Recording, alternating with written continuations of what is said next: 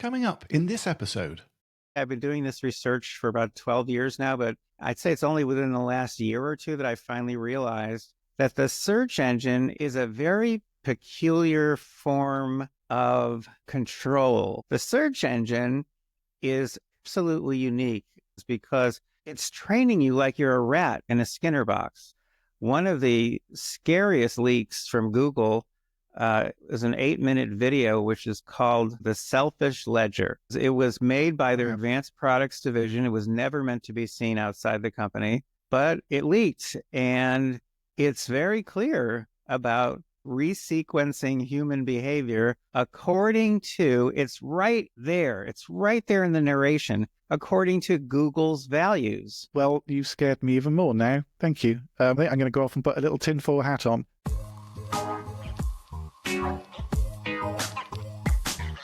The extent to which the listener judges the responses is true, valid, or correct is governed by the extent to which comparable responses by the same speaker have proved useful in the past. That was a quote by B.F. Skinner in 1957, writing in his book Verbal Behaviour. Skinner here refers to a really simple concept. We pay more credence to people who have, in the past, proven to give us correct answers. Now imagine you were appearing on the TV quiz show Who Wants to Be a Millionaire and were asked to choose someone for the phone a friend lifeline. You're just much more likely to choose someone who you have had past experience of giving you good answers to various questions. Of course you would. Now when it comes to fact-based questions, where there is a right and a wrong answer, that's fine. But what about opinion-based questions, such as what clothes should you wear? What car should you buy? Or who should you go and vote for? What if, unbeknownst to you, your friend had a hidden agenda and wanted to persuade you rather than simply give you facts? Now, hang on a minute, I hear you say, I thought this episode was about search engines. Now, it is. And I'm so excited to be talking to Professor Robert Epstein about how the digital technology we all rely on every day might not be the friend you thought it was. Hello, Robert. Hello. Nice to see you. You too. I am really, truly delighted to be speaking with you because I think the work that you and your team have been doing, I think over the last decade or so, is truly startling, and yet so few people know about it, at least maybe in the UK. And it shows how tech corporations, and I think specifically Google, Facebook, are employing techniques from behaviorism to manipulate our beliefs and opinions to influence global politics and beyond. Now, that's a massive statement. So to start, can you summarize your hypothesis about that? Well, I think you said it quite brilliantly just a minute ago. If for any reason you come to trust a speaker, then you're very likely to believe that speaker when finally one day you ask a really tough question, or you called it an opinion question. I would call it an open-ended question, and you're going to trust that person. Now, it turns out that about 84% of the queries that we type into the search bar on Google, about 84% are for simple facts. What is the capital of the UK? I'm guessing it's London. It is London. Good guess on my part. The point is that 84% of those queries give us the correct factual answer, at least on Google they do, right at the top of that list of search results. So this is something I only figured out pretty recently. I've been doing this research for about 12 years now, but I'd say it's only within the last year or two that I finally realized that the search engine is a very peculiar form of control. It's very odd. It's giving you list after list after list, and psychologists have been studying list effects for well over 100 years. A man named Ebbinghaus, a German, he he worked on himself. He tried memorizing lists of nonsense syllables, and he found out generally that he would remember the first item on the list best, and then the last item on the list almost as often, but the stuff in the middle, tougher to remember. Yeah, people will probably recognize that as the primacy and recency effect. It is quite sort of well known in popular psychology, isn't it? So yes, it's one. Refer to Google. Oh, very, very much so, because this kind of effect is one of many list effects that have been studied. There's one that's relevant to the issue you raised about elections.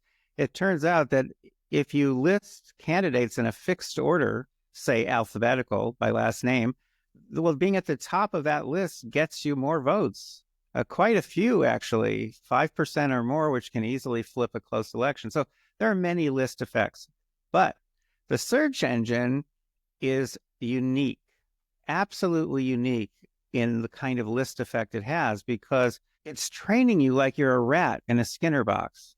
Because 84% of the time, it's reinforcing clicks to the top item. It's reinforcing attention to the top item because it's giving you the correct answer at the top. So when you're Googling a fact-based question, as you said. Yes, and which is most of the time. So it's a list effect that is supplemented by a regimen of operant conditioning that never stops. Now, this normally doesn't happen with other list effects. In fact, I don't know any other list effect like this, where there's this constant training going on. So the point is, when you do finally say, who's the best candidate, or you say, what's the best restaurant in London, the fact is you are going to trust what's at the top.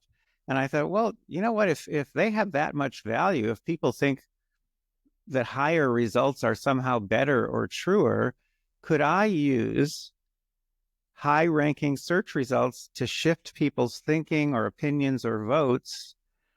Could I do that? And so I set up, I did what I always do. I set up a controlled experiment.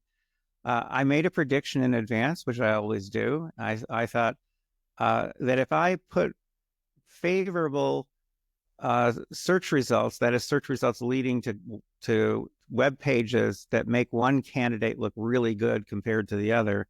So if I put favorable search results for one candidate at the top for one group of people, and for another group, and this is with random assignment, I put the opposing candidate at the top, could I shift people's opinions about the candidates, and could I even shift perhaps their voting preferences?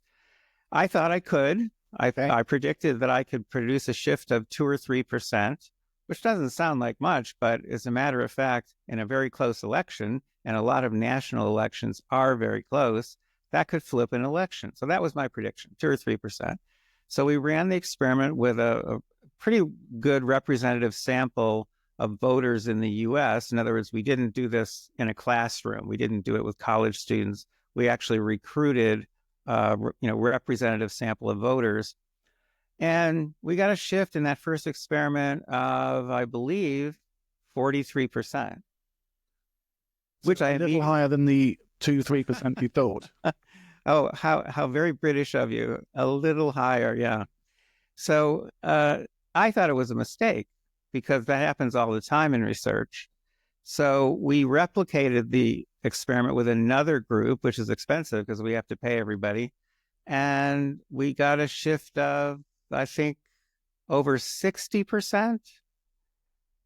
We did it a third time, again, got an enormous shift. And along the way, I began to wonder whether we could mask what we're doing. Mm-hmm. So what do you mean by mask?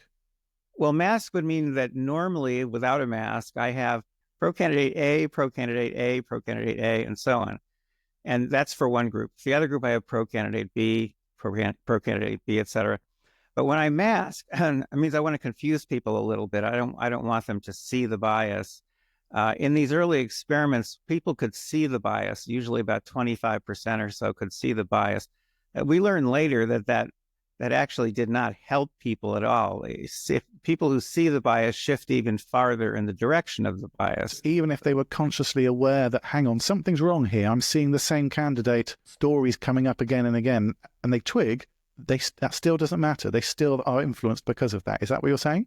No, I'm saying that they shift even farther in the direction of the bias. I'm saying that they say to themselves, oh, look, the search engine is preferring one candidate. It really must be good, must be a wonderful candidate, because people trust, which is very, very poor thinking on our part, but people trust computer output. They trust algorithms because they don't know what computer output is and they don't know what algorithms are. Yeah. So they think that computer output is inherently impartial and objective, which it is not. It is positively controlled by programmers.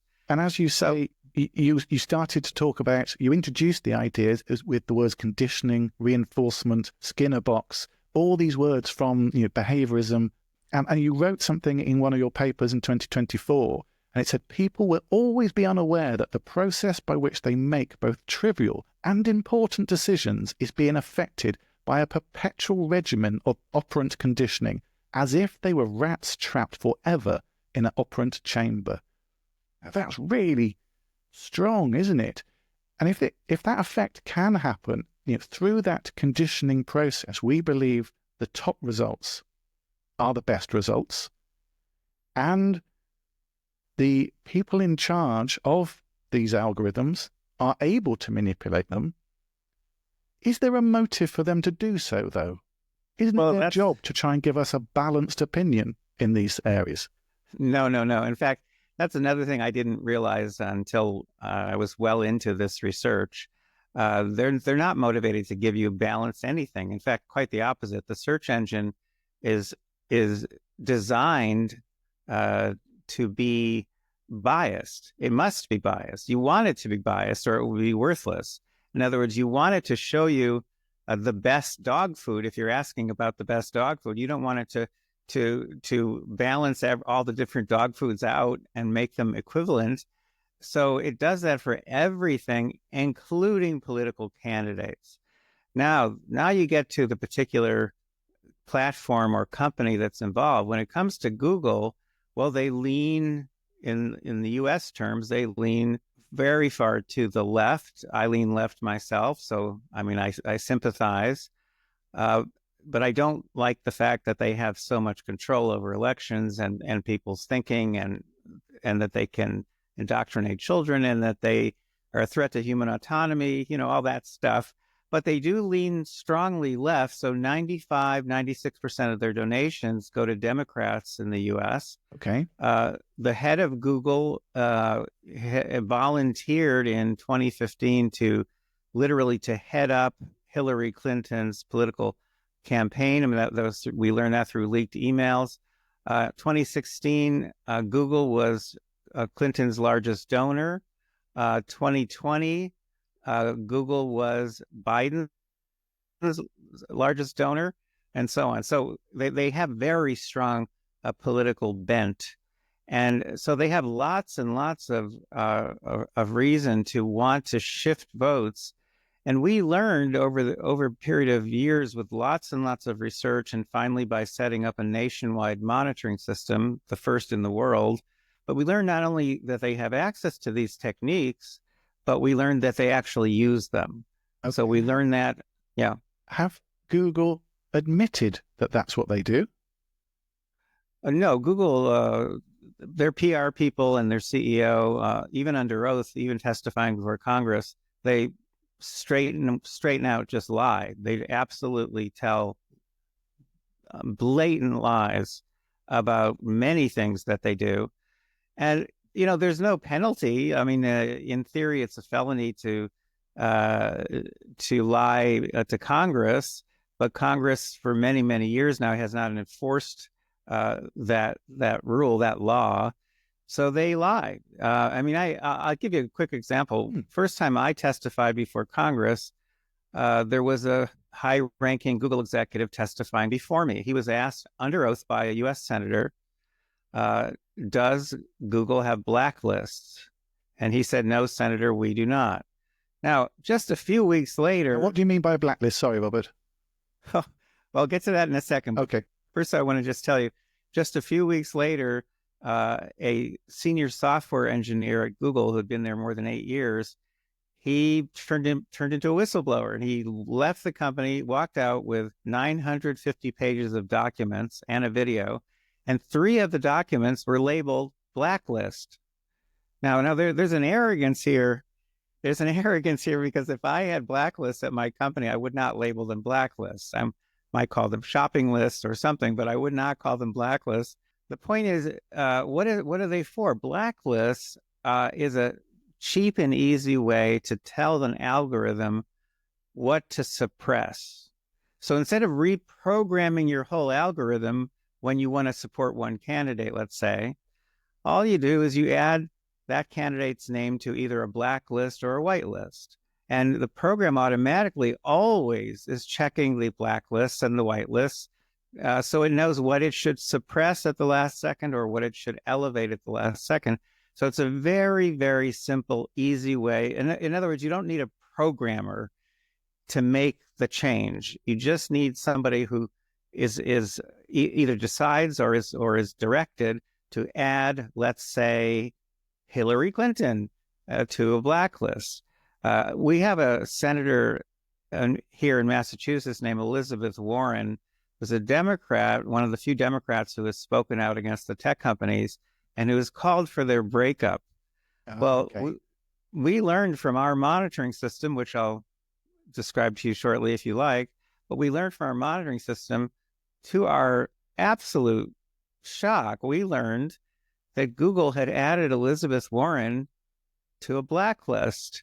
Google was trying to push her out of office, even though normally they're very strong supporters of Democrats.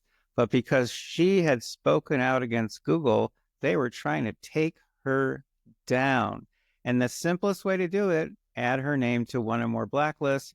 That way, the algorithm, before it shows people some content, it's going to do very bad things to poor Elizabeth Warren. It's going to take people to websites that make her look like the devil. I was going to say, it seems to work 2 ways, doesn't it? One, removing the positive stories, her own narratives that she puts out there, so that when you're Googling that, you do not see the positives, but you do see the negatives. And when you trust Google, like you trust your friend who's giving you answers to fact-based questions in the past, suddenly you're seeing a narrative which seeks into people. Well, let me be clear on one point because we haven't gotten to this yet. You can't do this with everybody. Yeah, okay. You can do it with the people who are vulnerable, who are undecided, who are trying to make up their minds. 6 months before an election, that's a lot of people. That could be 40% or more of the electorate. As you get closer to the election, that proportion, of course, shrinks. Yeah. But even last minute, even the day of the election, sometimes you still have 10, even 20% of people who are still not quite sure. There was one election in Israel a couple of years ago where researchers were looking into this, and they found, I think, that more than 10% of the people were still undecided as they walked into the voting booths. Yeah. So there are a lot of people out there who can be influenced. Now, one thing that's, again, very, very unusual about Google is that they know exactly who those people are, because they're the most aggressive surveillance company or surveillance entity of any sort, including governments. They're the most aggressive surveillance tool that's ever been created. They're literally tracking every single thing that more than 5 billion people around the world do pretty much every second of the day. Yeah. Not just by... Can sound like a conspiracy theory. When you think about people are using Chrome as their web browser, Gmail as their email, and Google Maps as the way to move places, then Google will know exactly what you searched for and bought, exactly who you're contacting and what you're saying, and where you've been and where you're going. That's massive. Well, Paul, as long as you focus on those items, you're going to be unintentionally, you're going to be misleading people. Okay. Because sure, we all know about Gmail and Google Maps and maybe Google Docs and so on. But the fact is that Google is actually monitoring us, all of us, and our kids through about 200 different platforms, most of which people have never heard of. So the surveillance is much more extensive than people are aware of. Can you give an example? I can give you many. Let's stick to one for now. We could go an hour and I could just keep going. But the point is that, for example, a few years ago, Google bought Fitbit. Why? Because it gave them physiological data about people 24 hours a day. Even more odd, Google bought, I should point out, Google buys a new company on average once a week. So they buy a lot of companies, but they bought in the US, a company called Nest. I don't know if it's in the UK. Yes, it is. Oh, they make smart thermostats, among other things. And without telling anyone, Google started putting microphones into some Nest devices. And then some wise guy like me, some professor, actually figured out that there were these mics inside of the Nest devices and went public with that. Google did not deny it. They just said, oh, yes, we did put them in there, but we're not using them. So why would they put them in? Yeah. And why, by the way, would they not only put them in, why at the same time would they have applied for and been granted multiple patents on novel ways of analyzing sounds within the home? So, for example, if you have very sensitive microphones in someone's house, you can figure out whether the sex life is good or bad, whether the relationships are good or bad, whether the kids are brushing their teeth enough, and you can monetize all of that kind of information. So, of course, when they put in microphones, of course they're listening, they're getting more data. So the point is, this is happening over about 200 different platforms, not just the 3 or 4 people are aware of. Yeah. So when you go to almost any website in the world, for example, those websites are almost always using Google Analytics to track the traffic to their websites. Why are they using Google Analytics? First of all, because it works really well, like most Google products do. There are exceptions. But second, it's free. It's free. Everything is free, supposedly. I wrote a piece about this called Free Isn't Freedom, in which I explained that there is no free, at least not with a company like Google. The point is, it's free. So people use Google Analytics, and under Google's terms of service, which I have read many times and I read all their updates, under their terms of service, if you are using a Google, any kind of Google software, a Google service, whether you know it or not, it doesn't matter. Google has the right to track you. So there are millions of websites where Google is tracking every single thing you do because those websites have Google Analytics running in the background. Yeah. So they're gathering this data, and then it goes back to your point of it doesn't affect everyone then. They can pick, are you saying they can pick who they put things in front of? Oh, absolutely. In fact, they positively do that, because once we, starting around 2016, once we began to figure out how to monitor their content, then we could see for sure what they're doing, what they're showing people, what techniques they're using. So in 2016, we set up a very small system. We recruited 95 people whom we called field agents. They had to sign NDAs. We had to vet them. We had to create very special software, install it on their computers. And now with their permission, we are from that point on looking over their shoulders. Okay. And seeing what content Google and other tech companies are sending them. And then we're grabbing that content. We do this without violating anyone's privacy, by the way.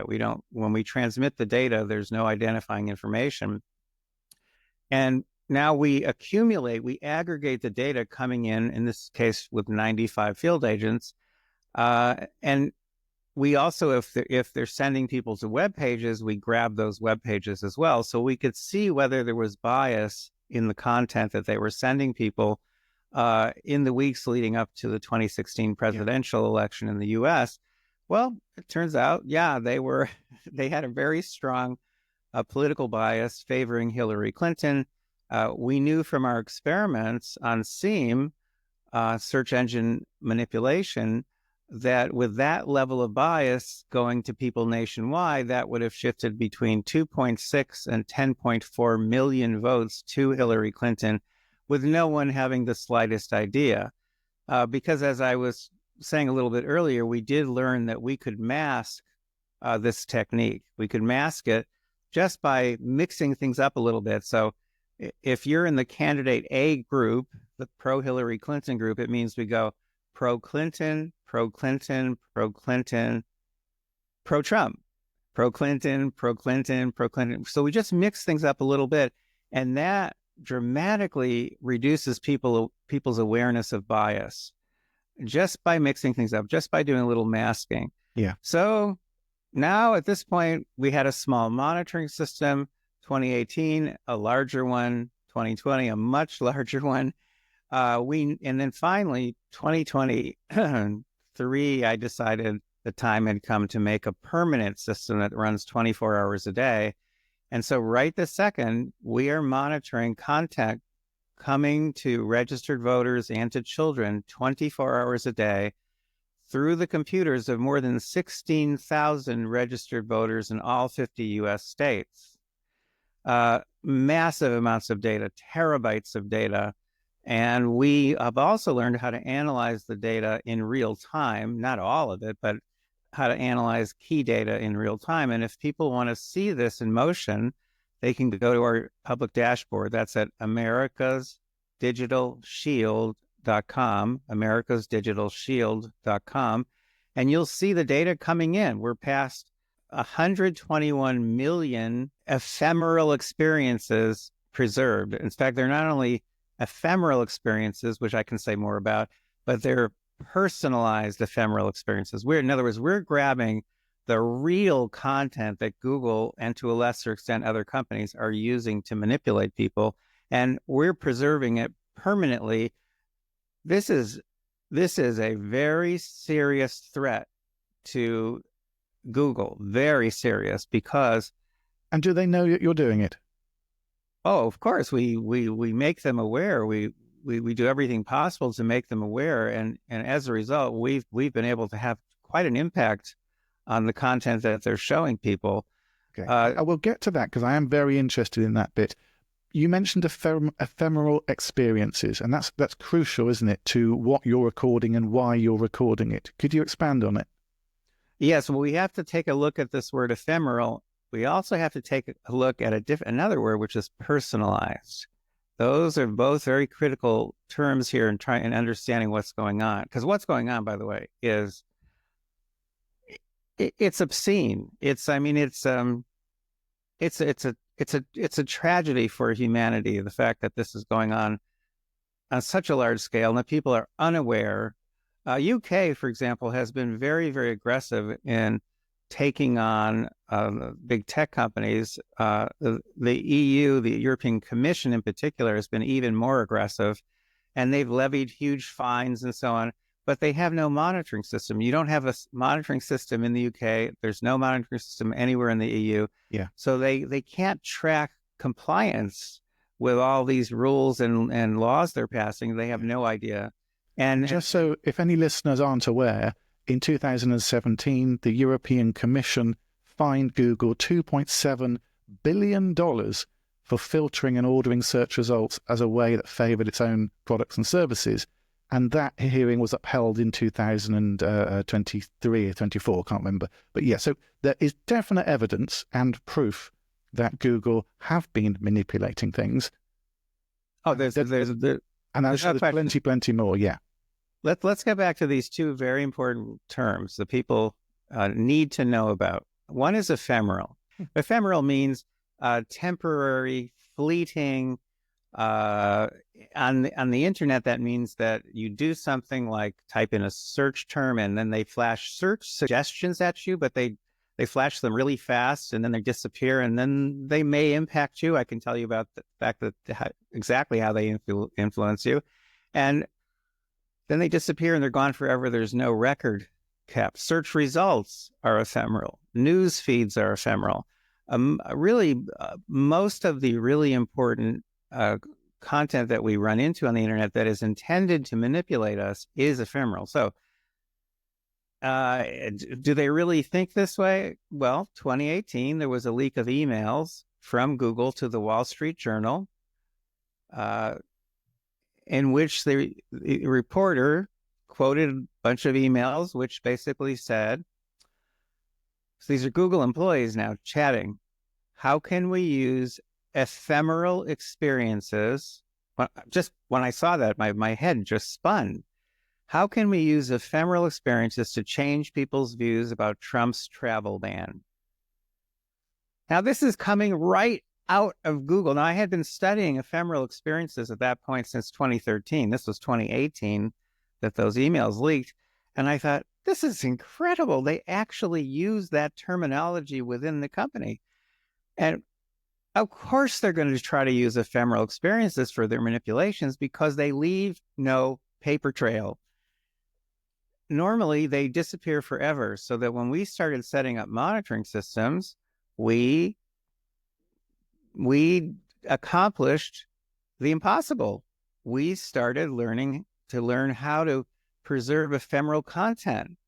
And now we're if you go to americasdigitalshield.com, you'll see we're past having preserved 121 million of these ephemeral experiences, and they're preserved and they're protected, and we know how to analyze them now very, very quickly, and we're seeing the manipulations that are occurring in real time. Which brings me to the second term, which is maybe even more scary than the word ephemeral, and that's personalized. We're not just capturing ephemeral experiences, we're capturing ephemeral experiences on the computers of real voters and real kids. It's as if we're looking over their shoulders with their permission, of course, and we're preserving, protecting their privacy. The point is we're pulling real content that's being sent to real people, and Google knows who those people are. Now, some people are aware of and comfortable with the fact that a lot of the content that you get from companies like Google and Facebook is personalized, meaning it's customized just for you. So my wife, who passed away a few years ago, unfortunately, she loved the fact that her Google results were personalized because she said they're like my personal shopper. I've heard the same. I've heard people say, why would I want adverts which are random for things that I don't want? I'd rather have adverts that I've maybe mentioned or are on my mind at the moment. And so they see it as a positive thing. You don't, do you? No, not at all, because it's not just advertisements. It's also answers to questions about anything. The answers you're getting are personalized. And here's the problem. One of our most recent series of experiments, which was just published in a peer-reviewed journal. In fact, if people want to see a technical study, they can go to digitalpersonalizationeffect.com, digitalpersonalizationeffect.com. And in those experiments, you could say people are getting assigned, generally randomly assigned to one of two groups. In one group, they're getting biased content, like they get in many of our experiments going back years. But in the other group, they're getting exactly the same biased content. And that's the key to this experiment. It's exactly the same biased content, but it appears it's coming from news sources that they trust. And what happens here, which again blew my mind, and this has happened over and over again, is that the impact of the biased content overall tripled. Mm-hmm. Well, again, this is not an increase of 2%. We're talking about massive, massive difference, which told me that many, many, many of the studies that we've done over the years really have been underestimating the power that Google and to a lesser extent other companies have to manipulate people online, because we weren't using personalized content. we were just using biased content. But when you personalize, people pay very close attention, and they're much more likely to believe the content that you're sending them. So just to make that concrete, I think in the listeners' minds, it would be that maybe you Google, who should I vote for in the upcoming election, be it UK, US, or what have you.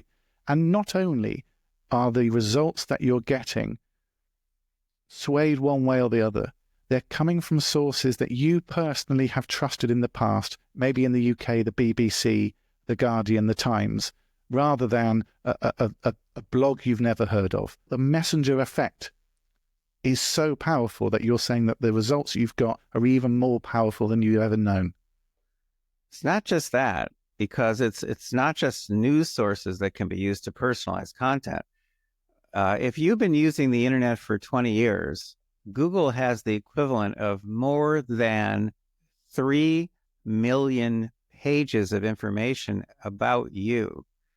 So personalization for Google can mean anything. It can mean, because they know so much about you. They literally know more about you than you know about yourself. And so they can personalize content in very subtle ways that again, you're just completely unaware of. And in those experiments that I just mentioned, we're only doing one kind of personalization. We're just personalizing the news source. But imagine having that much information about someone and in subtle and not so subtle ways, personalizing content so that you are highly, highly likely to be influenced by what they're sending you. By the way, none of this stuff is in my imagination, okay, because this has been confirmed in recent years, not in the beginning when I first started, but in recent years, the things I've been talking about have been confirmed in leaks from Google and Facebook and Twitter and other companies. They've been confirmed by whistleblowers, people who have gotten so fed up with the company and their dirty tricks that they've quit the company, or they've been fired and they've gone public. Every single thing that I'm telling you about, there are people who know that this is the truth. In one of your papers, you quote, I think it's Tristan Harris, who was former design ethicist at Google, which is scary in the fact that they had one and now he's not that, so they don't have one anymore. So that itself is scary. But he said, the tech industry is creating the largest political actor in the world, influencing 1 billion people's attention and thoughts every day. Now that is somebody within Google said that. Yes, and at that time the number was 1 billion, but now it's over 5 billion. Okay. Yeah. Okay, so we've seen and heard your thoughts, your experiments, and we started to talk about the monitoring system as well. But you've listed quite a few detailed techniques, and I'd quite like to get into the nitty-gritty, just to sort of go through them to show people how this is working. Now, the first one you've mentioned a few times already is sort of the lead one, which is the search engine manipulation effect. The order of the search of results will change people's behavior. And as you said, in psychology, we've been studying serial position effects for decades, really. And an example which I think resonates with people quite a lot is that experiments have been done when they change the order of wine on a wine list from the least expensive to the most expensive and then swap it around so the most expensive is at the top. People on average spend more on wine simply because the order of the list. It's that simple. And I use that as an example because it's so simple to think about. And we've all been in a restaurant looking at the wine list, having no idea what any of these wines are, apart from they're red, white, and maybe from France or from California or something. And so we rely on something, a rule of thumb, which is, well, I'll pick not the top one, not the bottom one. I'll go maybe a third down, and that's an order effect. Now, search engine manipulation, as you say, you can start to see that working in that way. But that isn't the only thing you found, is it? You've also found something called the search suggestion effect. Can you briefly talk about that? Sure. When I first testified before the U.S. Congress and I was trying to explain search suggestion effect, SSE, I asked Senator Cruz I asked him to please, I said, do you have your cell phone with you? And he said, yes. I kind of wondering why I would ask such a silly question. I said, would you mind taking it out and just going to google.com? And by the way, I said to him, I hope you never go to google.com again. I hope this is the very last time that you do this. And people laughed. And I said, and just up in the search box, just type the letter A. And if it's not too embarrassing, if there's no porn sites or anything, I said, just tell us what it's showing you on search suggestions. And he read out the 5 search suggestions, and 4 of them were for Amazon. Google is showing you and everyone else Amazon when you type the letter A, because Amazon is one of Google's largest advertisers. It's either number 1 or 2. And also because Google is Amazon's single largest source of traffic. In other words, they're not just business partners, these are bosom buddies, okay? So Google is manipulating you with search suggestions from the very first character that you type. And with each successive character, of course, that limits them a little bit. They're still manipulating you. And so we've done experiments showing, unbelievable, that just by manipulating search suggestions, at least in laboratory kind of situation, we can turn a 50-50 split among undecided voters into a 90-10 split, with no one having the slightest idea that they have been manipulated, in this case, by search suggestions. Wow. Yes. And so how does that work? Is it to the fact that I might be searching for something innocuous? I might be searching for Humpty Dumpty, what's the rhyme? So I put H in, and then straight away it comes up, Hillary Clinton is a crook. Yeah. Well, that's the point, is that when you start to type, you are getting distracted by these search suggestions. You might continue to type your entire search term and then hit enter. You might ignore the search suggestion. Of course. But it turns out that a fair chunk of the time, people end up clicking on one of their suggestions, which is what they want. They want you to click on one of their suggestions, because then they're in control. Once you click on a suggestion, that's going to lead them to give you a particular set of search results. They're in control. And of course, they control the filtering, that is the selection of search results, and the ordering. They're in control.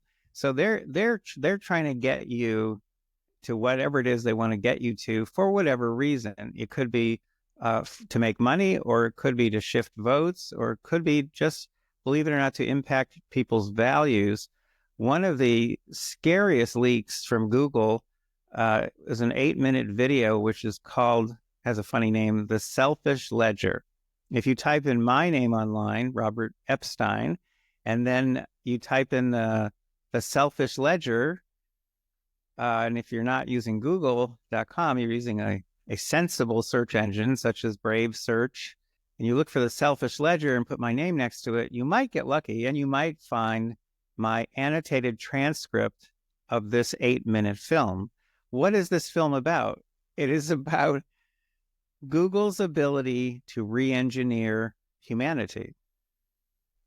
It was made by their advanced products division. It was never meant to be seen outside the company, but it leaked, and it's very clear about they say resequencing human behavior according to, it's right there in the narration, according to Google's values. Yeah.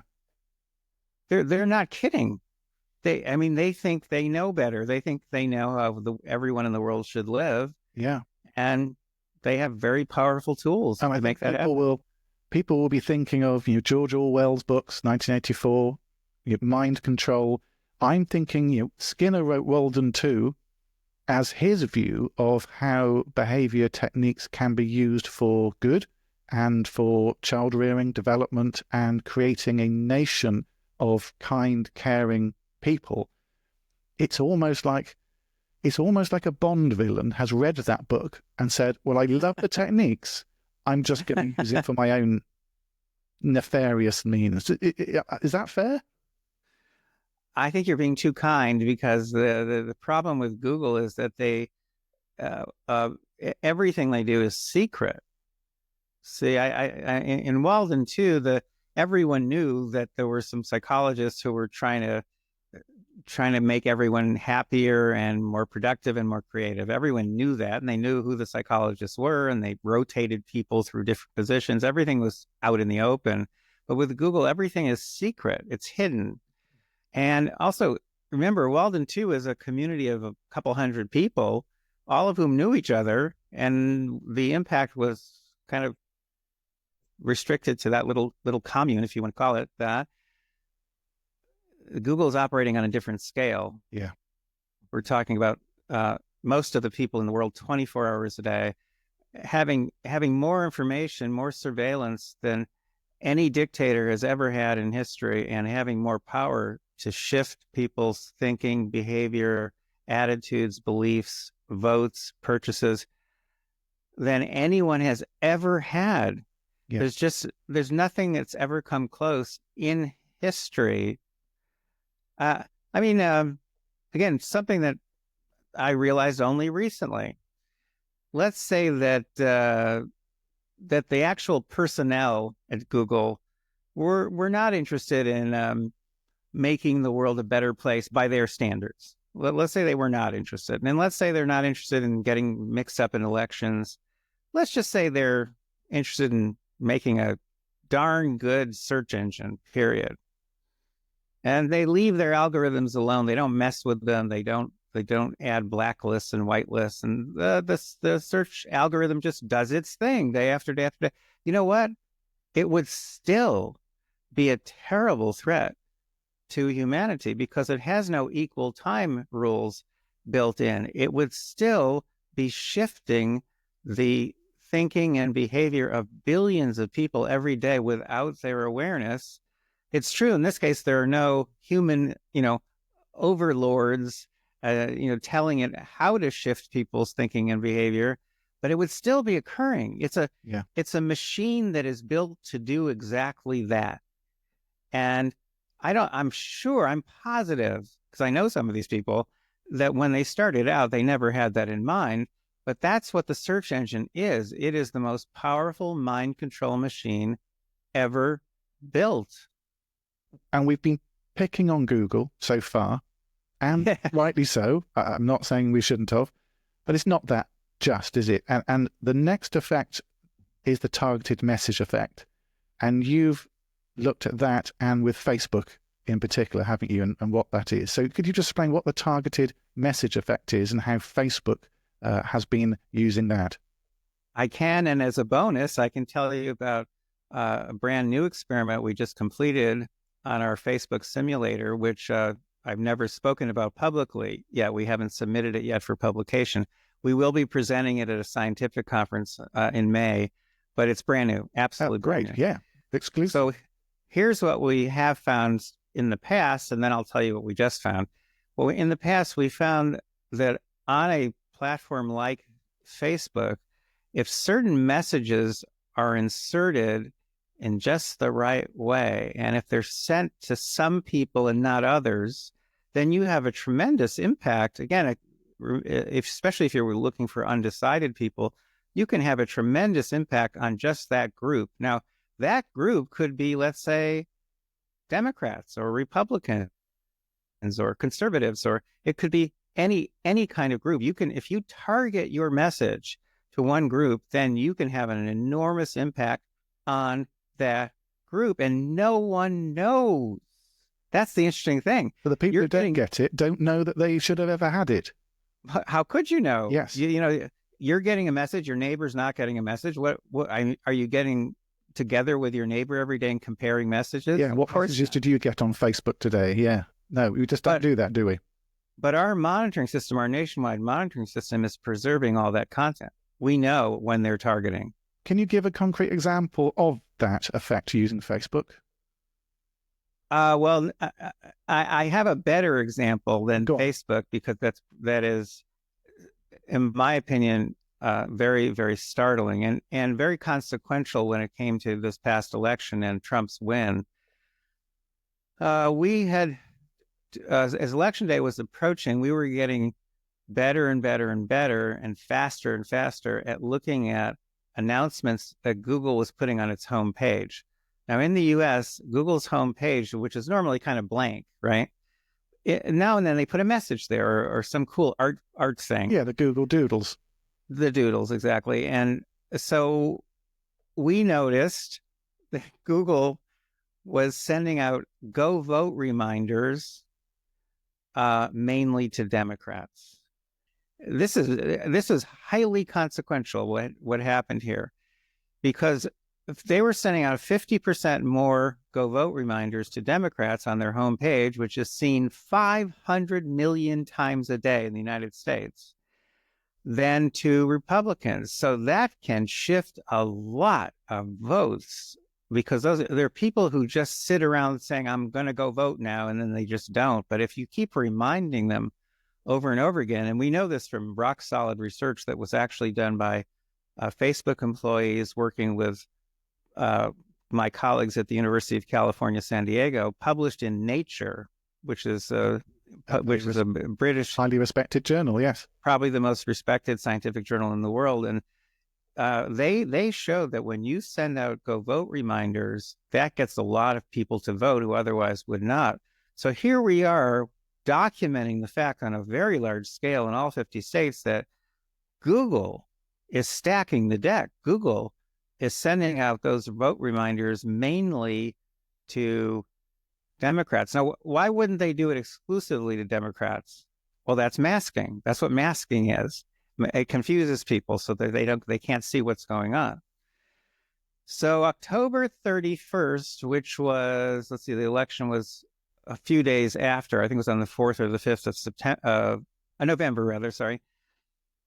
On October 31st, where the numbers were so clear and so scary, we decided to go public and to let Google know and to let members of Congress know. And that night, we let everybody know that this was happening. Now, meanwhile, we're still collecting data. The system's still running. It's running right now, 24 hours a day. And the next day, they stopped. So literally for 3 days before the election, plus on election day, they stopped. Yeah. It was almost 50-50. Those go vote reminders were going out from that point on, almost 50-50 from the time that we exposed this manipulation, they stopped. Now, what that means is that they perhaps fearing retribution, fearing the law, maybe, because this is technically illegal under our Federal Election Commission law, what they were doing, sending out those kinds of partisan go vote reminders. Yeah. So they stopped. Now, and then when they stopped, well, think about what they're doing. They had been shifting lots and lots of votes to Kamala Harris, and then they stopped that manipulation. We got them to stop 2 others as well. But the point is, this is a big manipulation, and they stopped. So what does that mean? That means that instead of sending millions of extra votes to Harris, they were willing to let Trump win. And by this time, the CEO of Google had already called up Trump and wished him well and wished him. And then when Trump won, they immediately donated $1 million to Trump's inauguration. Mm-hmm. And they showed up for it and sat in the front row. In other words, they did an about face, not just because of the monitoring, but there were other factors too. But the point is, our work, our research, and our system, combined with other factors, got Google to back off. To be crystal clear, are you saying that with your monitoring system last year, you changed Google's behavior, that then changed the flow and the result, possibly, of the US election? Yes. Now, I hate saying that because, of course, I was never, well, I shouldn't say of course, but I was never a Trump supporter. I don't think he's a good president, and I don't think he has the the temperament or the abilities, the cognitive abilities to be president. And so I've always been very clear on that. I'm not a Trump supporter. What I'm trying to do is put our country and our system of government ahead of any particular candidate or party. And I think everyone should do that. I mean, the system we have is meaningless if we're allowing the system to be run by private companies. It's meaningless. Yeah. There is no democracy. I get that. And it's a very laudable position to hold. The balance is more important. However, I'm just going to be devil's advocate here because it's interesting. The emotion that's attached to the presidential election and Trump in particular, more than anything else, is very high. We now have a president of the United States who is a self-confessed sex offender, a multiple felon, twice been impeached, and he's now pushing an aggressive policy of discrimination and hatred, especially of foreign nationals. Is there an argument to say that Google and Facebook were actually serving a purpose to rally the liberal-minded voters to stop this from happening? And you called it, to make a world better by their standards. And whilst it isn't a balance, what my mind goes back to is when I did philosophy in my undergrad. Plato wrote a book called Gorgias. And in the play, a chap called Gorgias comes to town who's a skilled orator and rhetorician. And his argument against Socrates in the play is that he can persuade the forum to give him the contract for boat building because he can stand up and talk, whereas the actual boat builder with the skills cannot do that, and therefore oratory and rhetoric is the best thing to be. And in the play, Socrates, as he does, talks around the subject and proves that that isn't the just way. However, I think a lot of people will think now that resonates, that the orator is now somebody who gets attention. And it's almost that when you're arguing in politics and you stand up and say emotional lies that you want people just to vote you in as opposed to realistic truths. If somebody stands up and says, we do need to raise the taxes because we do need to pay for things and it's going to be a hard 4 years ahead of us. That's not going to get people to vote for you, even though that may be the best medicine for the country. If somebody stands up and says, I'm going to lower taxes, make the economy great again, bring everything back into this country and give people jobs again, however empty those promises are, it's more likely that people are going to do that. So politicians making those false claims and lying in order to gain power isn't true balance anymore, when the actual other argument is actually more realistic and people are not going to vote for that. So could you argue, and it's philosophical more than anything else, that Google and Facebook were doing a service to try and balance against that sway of people who will be, like you say, the floating voters, who will go towards these empty emotional promises rather than the realistic politics? Of course you can make that argument. You did it very well. I'll still keep doing what I'm doing though, because we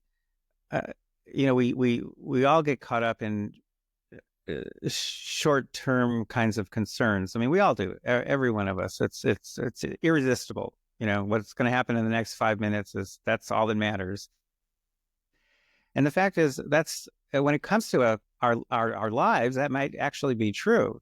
But when it comes to a system that's in place and that's been in place for several hundred years and that works pretty well, I mean, a democracy has its flaws, but I personally can't come up with a better system of government.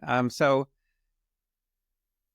I think the system, when you talk about systems, you really do have to hold on to your ideals.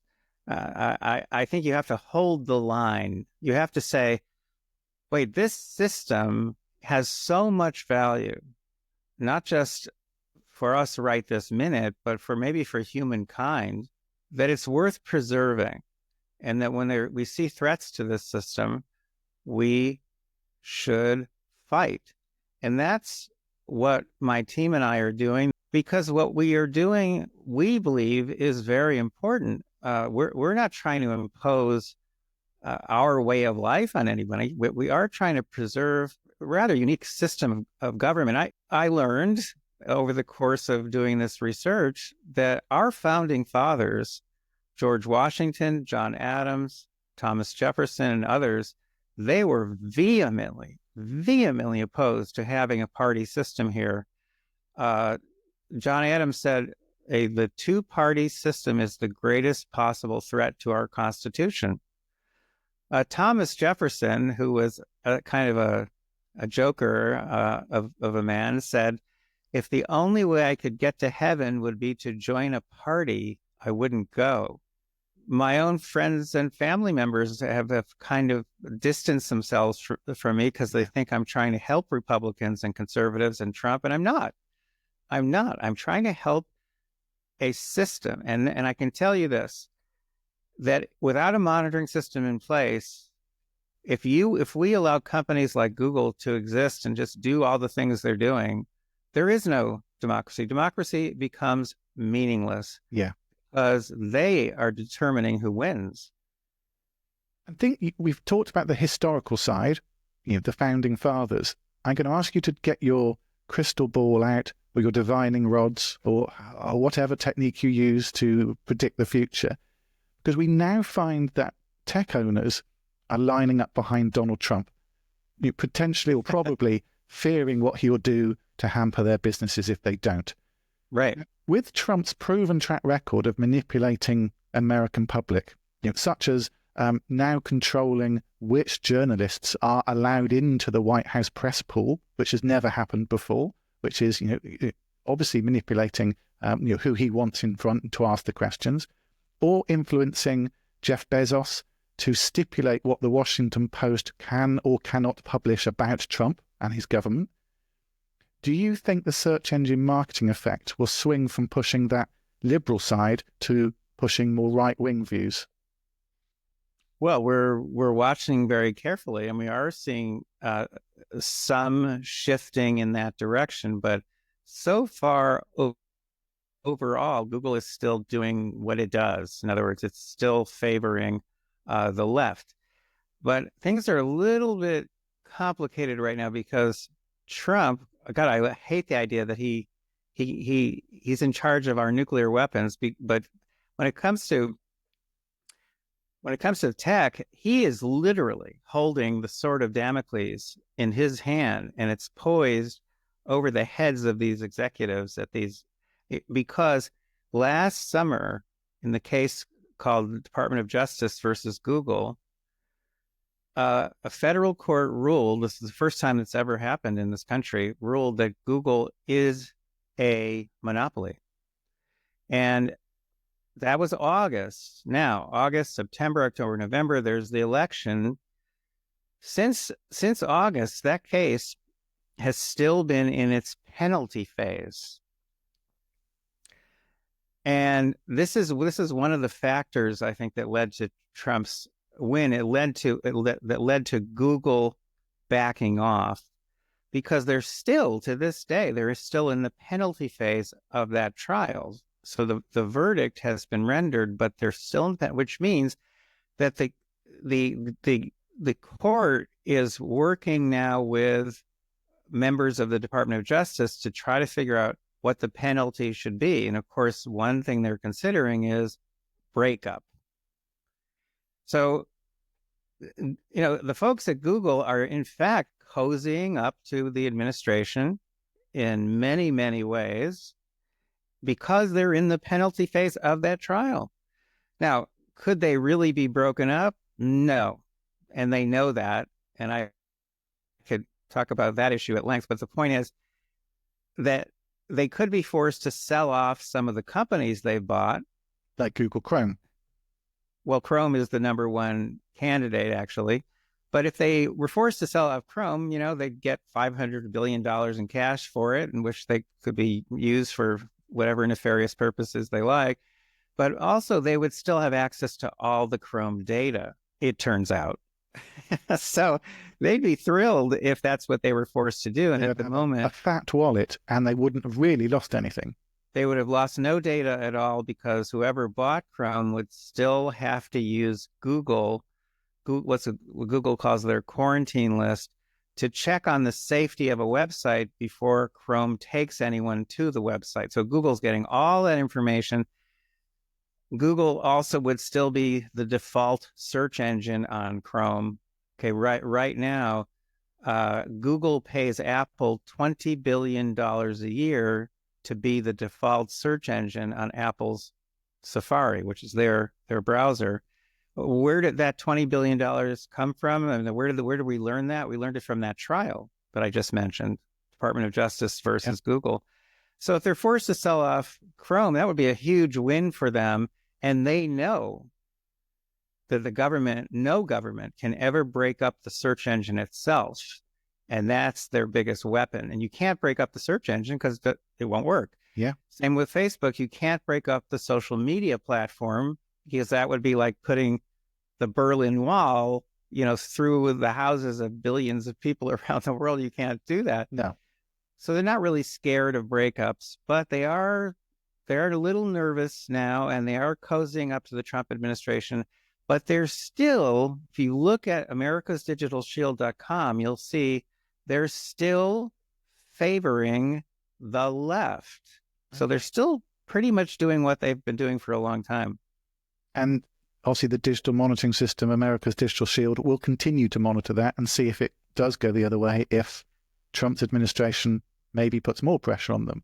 Well, we can monitor anything. And now we're starting to look at the possibility that they've been manipulating financial markets. We know they've been indoctrinating children. We're trying to find ways to quantify that. So we're gathering so much data that, in fact, we're providing a kind of resource for researchers of all sorts and government officials that they'll be able to dig into and look back in time and see what these companies were doing. We're collecting data from not just from Google, but from seven platforms, one of which is YouTube. And again, what's happening there is very interesting. We got them to back off on political bias on YouTube by 50% between August and November of last year. So YouTube's recommendations are often highly politically biased, but because of our monitoring, we got them to back off considerably on that level of bias.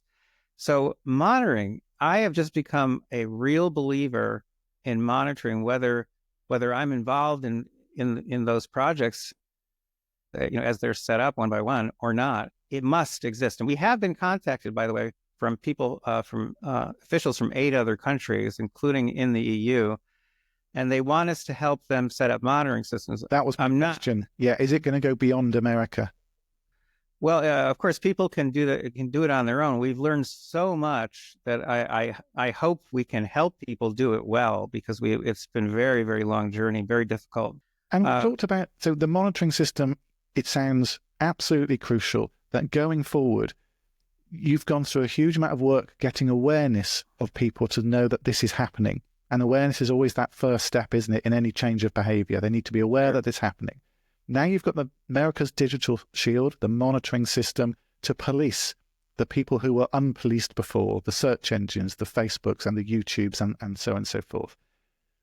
What about at a personal level?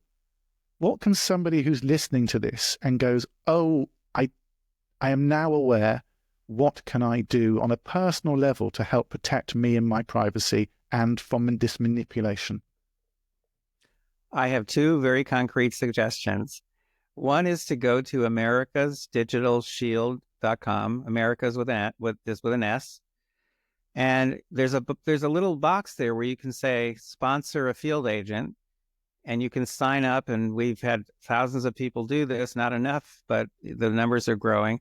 And you can pay $25 a month off your credit card, and that will sponsor one field agent. So that takes burden off of us running the system. For this to be permanent and self-sustaining, we're going to need a lot of people to sign up voluntarily to sponsor field agents. You're probably thinking, well, why don't we just ask for volunteer field agents?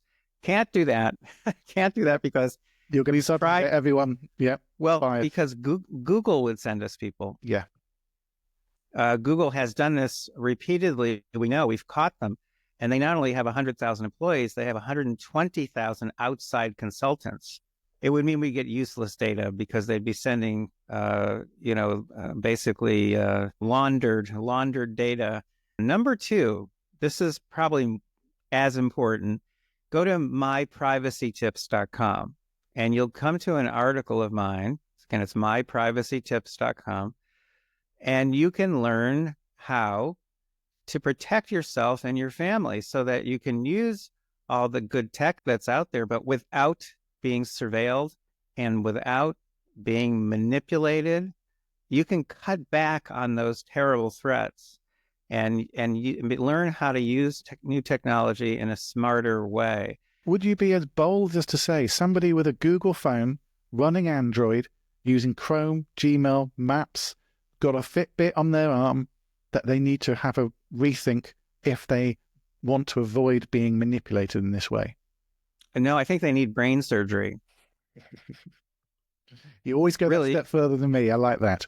Well, the point is you have to be, seriously, if you really understood what's going on here, what information is being collected and how the information is being used, I think a lot of people would run into the forest and really try to get off the grid, because what's happening should not be allowed. It should be illegal. And the government, I find it fascinating, because it does come across sometimes like a film plot.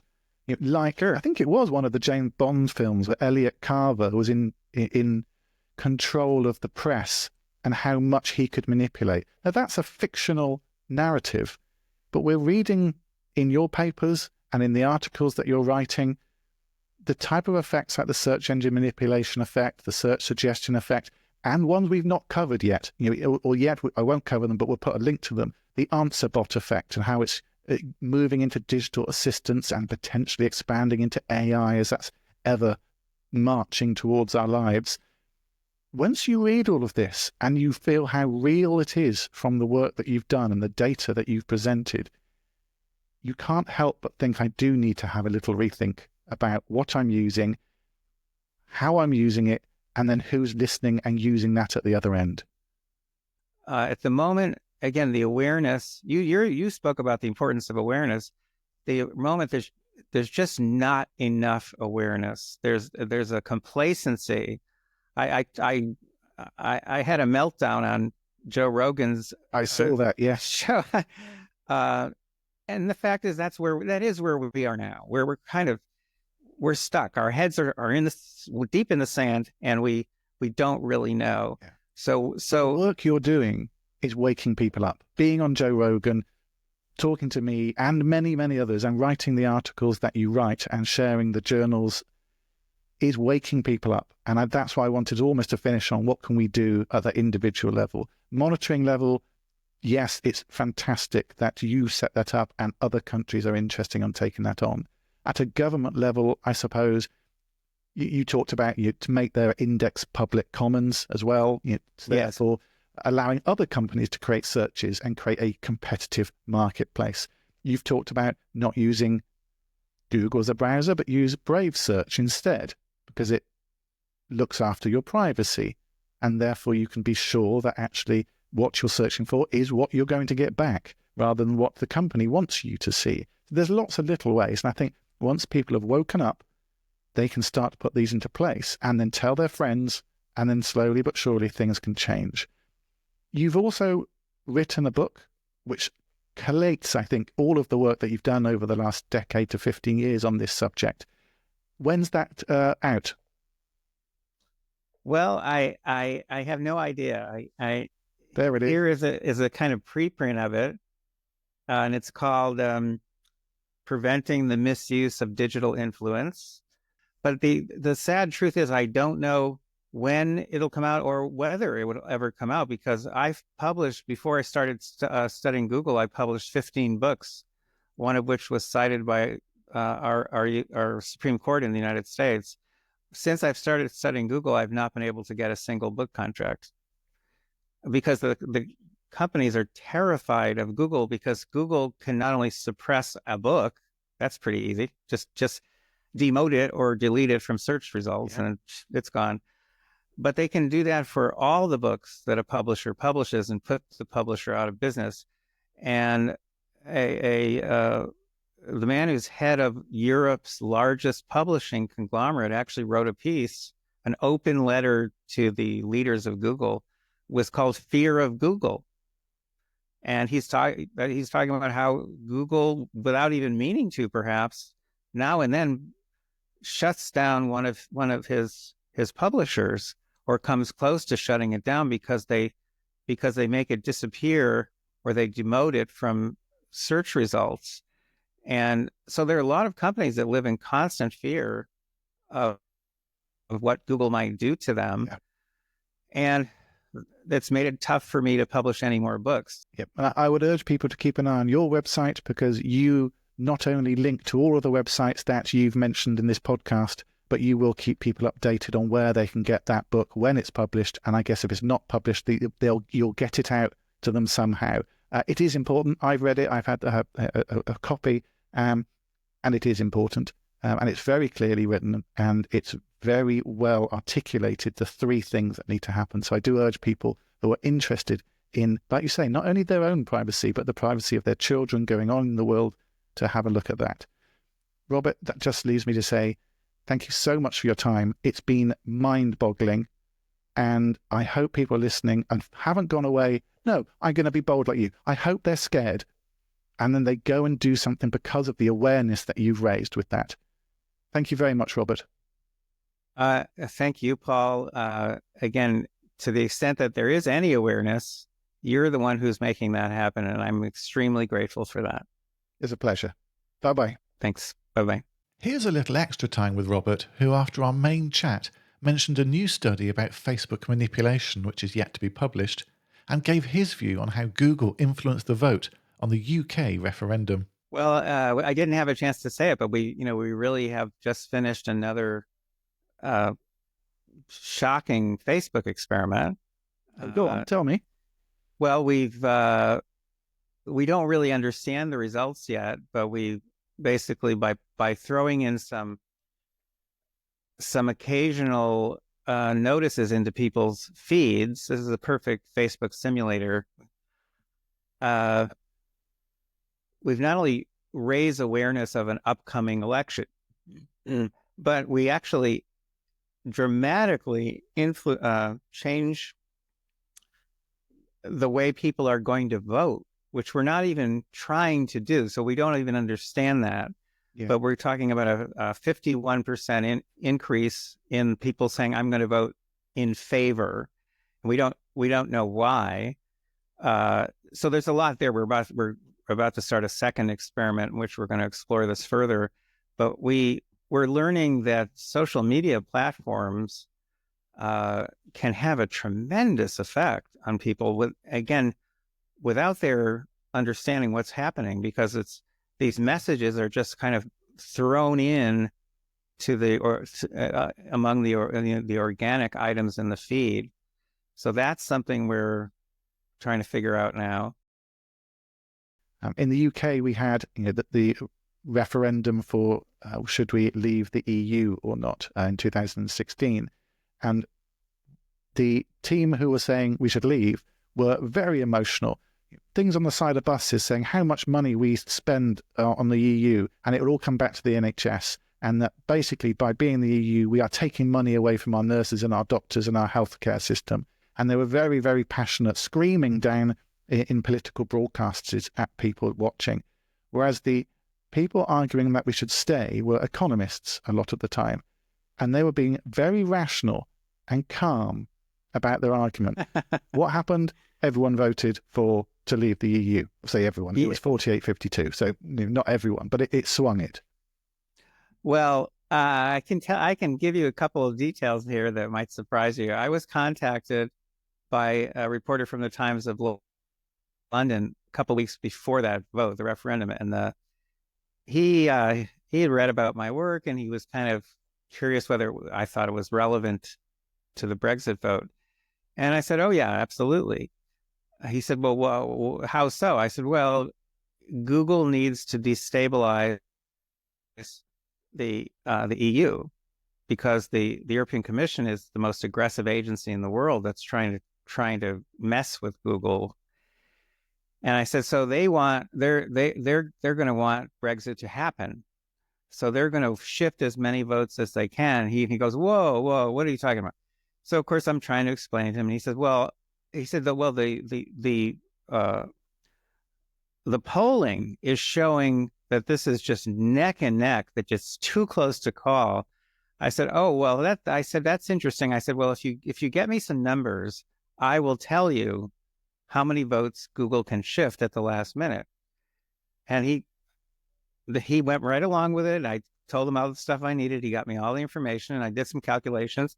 And I told him that Brexit was going to pass positively.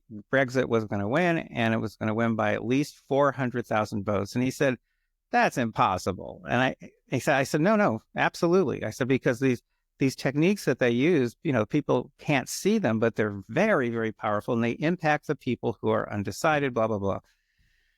So Carol Cadwalader from The Guardian, when it came to Brexit and Brexit won, she wrote an article that was kind of crazy saying, I think Google made this happen.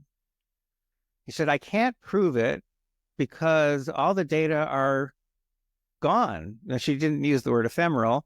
I can't prove it. And what a shame that we can't go back in time, and we'll never know for sure what Google did. Well, you've scared me even more now. Thank you. I think I'm going to go off and put a little tinfoil hat on.